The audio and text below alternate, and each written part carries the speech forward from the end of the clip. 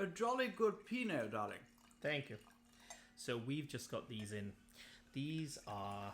so we've just started dealing with a new supplier, which we're very excited about because they've got some very delicious older Burgundies, which it's tricky to get hold of. And so Ben will explain them because he is Mr. Burgundy. In fact, I'm just going to start calling you Mr. Burgundy from now.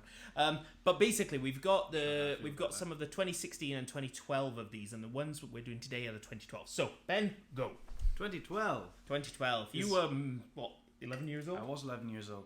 So I don't know much about 2012. I haven't had many 2012s, but I think it's quite a classical vintage in that it's not too ripe, it's not too cold, it's just solid down the middle, nice and structured. So this is the village of Marsannay, which is the northernmost village in the Côte d'Or, which people don't really know about. A couple of famous producers are based there, such as Bruno Claire and Sylvain Bataille, and they're known for making very high quality wines. But they're mostly known for their Gevrey Chambretons and their more famous village wines outside Marsannay. But Marsannay is basically, for many, many years, it was too cold to produce good Pinot, basically. They were rosé, weren't they? It was making Marsannay rosé, exactly, which I have tasted, and I think it's the best rosé ever.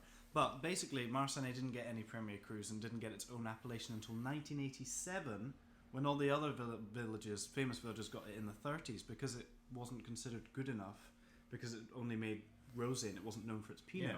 Yeah. So basically, there's a couple of vineyards we're doing here. The one we're doing after this is being considered for Premier Cru. There's a lot of vineyards that they think should be elevated to Premier Cru because times are changing and the appellation needs to be updated. But basically, these wines are, because they're slightly more northerly, they're fresher, they're a bit more approachable, they're a touch prettier. You're not going to spit these, are you? No. So on the nose, you're getting that sort of aged wine. You're getting that lovely, slightly more oxidized element. It's more cherry stones and plum skin rather than juicy fruit. It's much more earthy but there's this lovely fresh floral polish to it. I would say that these need a lot of airtime. Yeah. Because this is incredibly dusty and right now. However, as you said, it does have this silky core to it.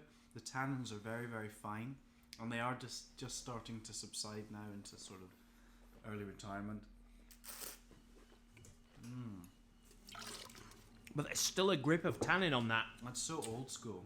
It's really traditional, old-fashioned Hardly Burgundy. any fruit. However, that will come with the with the decant. Basically, what happens with Pinot is it flattens and resolves underneath. So the fruit will come out, the earth will tone down a little bit, and it will just become this beautiful, savoury stone, like sort of the stones of fruits. Yeah.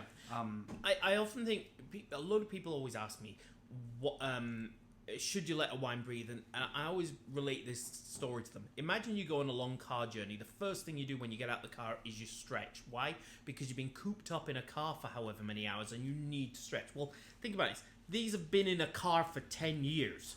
They need that time to open up and stretch and breathe and just develop into what they can be. So you do need to give these wines a chance. This vineyard from Favieres is right on the border with Couchet, which is not another unclassified village. Marsannay does have its own appellation, but basically it's on the flatland, so it doesn't have a great deal of freshness.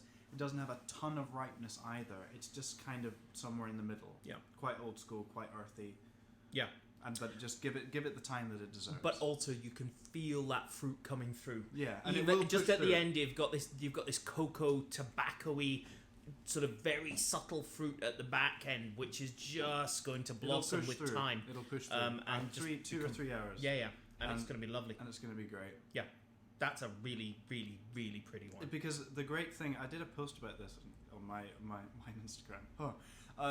When wines are good, you can feel it's like a brooding thunderstorm. Yeah. You can feel the unlocked layers about to unlock, and that's in this wine, which means it's good. Yeah, pretty much. We love it. It's not cheap. It's 46 quid, but it's 10 years old. But it's delicious. And you can't find 10-year-old red Burgundy for that. No, you can't. No, you can't. It's lovely. Lovely. We'll do the next video now. Yes, we will. Perfect. See you tomorrow.